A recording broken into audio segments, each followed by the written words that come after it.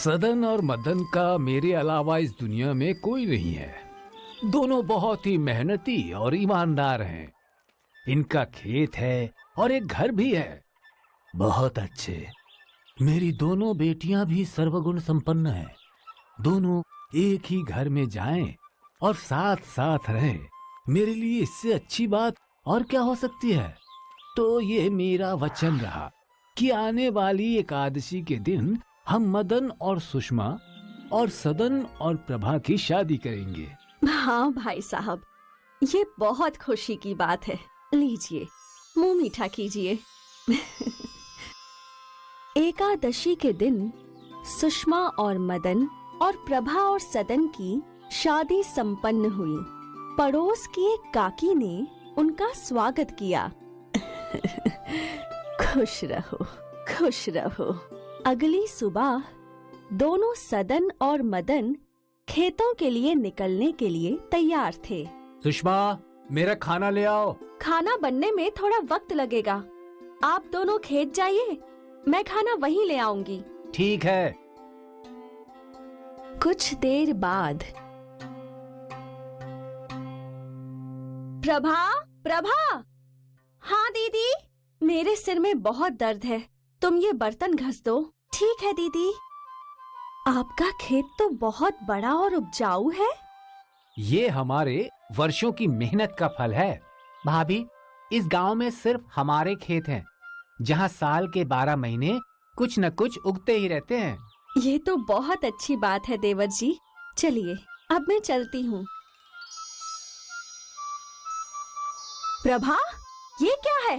तुमने अभी तक घर साफ नहीं किया? वो दीदी, मैं घी बना रही थी, अभी घर साफ कर देती हूँ। तुम कोई भी काम समय पर नहीं करती। कुछ देर में शाम हो जाएगी, अभी तक घर गंदा पड़ा है। दीदी, मैं अभी कर देती हूँ। सुषमा का बर्ताव प्रभा के साथ बदलता जा रहा था। सुषमा को प्रभा से बहुत ईर्ष्या थी, इसीलिए वो उसे रोज जली कटी सुनाया करती। अब तो रोज सुषमा प्रभा से झगड़ने के बहाने ढूंढा करती थी। जल्द ही सदन और मदन को भी समझ आ गया था कि उनकी बीवियों के बीच तनाव बढ़ता जा रहा है। एक रात, ए जी, क्या सच में साल के 12 महीने आपके खेतों में फसल उगती है? हाँ, क्यों? ऐसा क्यों पूछ रही हो? ए जी, आप दोनों भाइयों में बड़े हैं, तो आपका खेतों पर ज्यादा हक हुआ ना? क्या मतलब तुम्हारा? मतलब ये है कि मैं इस घर में नहीं रहना चाहती हूँ। प्रभा और मेरे बीच रोज झगड़े होते हैं। ऐसा चलता रहा तो एक दिन हम दोनों एक दूसरे के दुश्मन बन जाएंगे। इससे तो अच्छा है कि हम कहीं और रहें। लेकिन हम कहाँ रहेंगे? हम लोग आपके खेतों में घर बना के वहीं रह लेंगे। आप एक काम कीजिए ना कि सदन भैया को ये घर दे दीजिए और वो खेत हम ले लेंगे। इससे भविष्य में भी कभी हमारे बीच में कोई झगड़ा नहीं होगा। बात तो तुम्हारी सही है। कल इस बारे में मैं सदन से बात करता हूँ। भाई सदन, तुमने हमेशा मेरी बात मानी है। हाँ भैया, आप बड़े हैं तो आपकी बातों को मानना मेरा फर्ज है। आज मैं तुम्हें अपना एक फैसला सुनाने वाला हूँ। जी भैया। ये खेत और घर हम दोनों का है, लेकिन अब हमें बंटवारा करना होगा। ये खेत मैं अपने हिस्से में लूंगा और घर तुम रखो। लेकिन भैया, क्या हम सब साथ नहीं रह सकते जैसे आज तक रहते आए हैं? तुम तो जानते ही हो कि सुषमा और प्रभा रोज किसी न किसी बात को लेकर झगड़ते रहती हैं। इससे तो अच्छा है कि हम बंटवारा कर लें और अलग हो जाए, और भविष्य में हम दोनों में कोई झगड़ा ना हो। इसके लिए ये बहुत जरूरी है कि हम आपसी सहमति से बंटवारा कर लें। ठीक है भैया, जो आपको ठीक लगे। पता नहीं भैया ने ऐसा निर्णय क्यों लिया है। जो भी हो, हमें उनकी आज्ञा का पालन करना चाहिए। शायद दीदी को अलग रहने में ही सुख मिले। हो सकता है, लेकिन अब हमारा गुजारा कैसे होगा? खेत तो भैया के हिस्से में आ गए।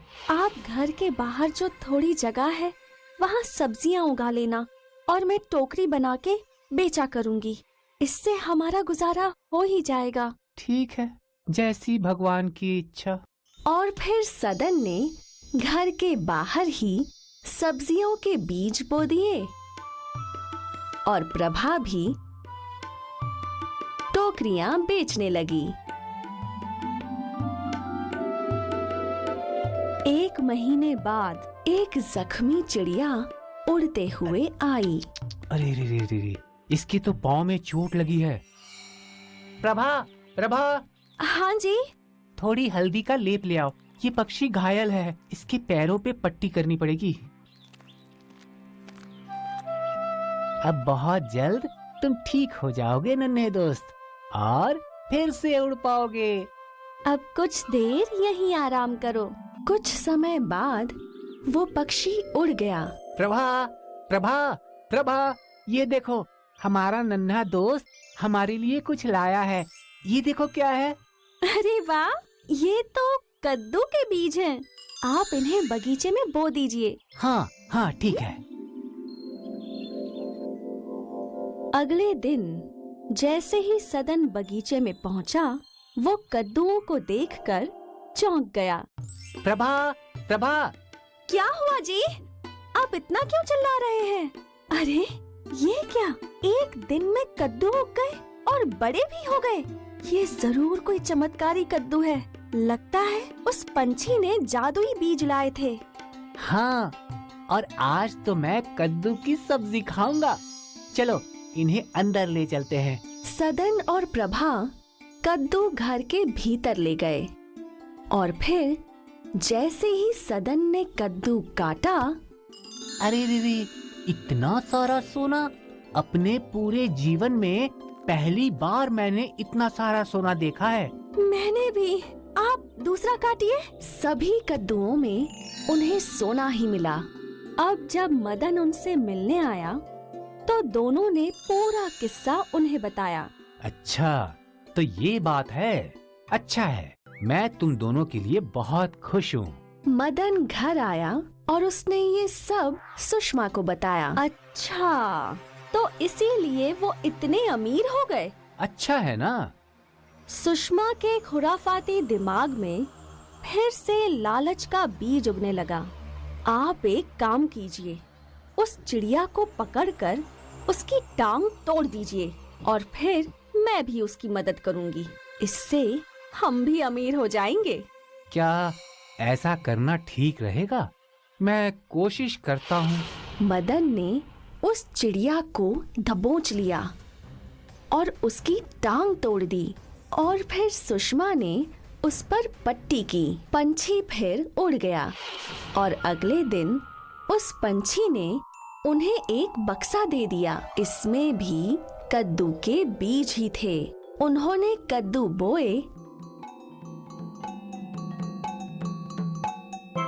और एक ही दिन में वो उग गए। अगले दिन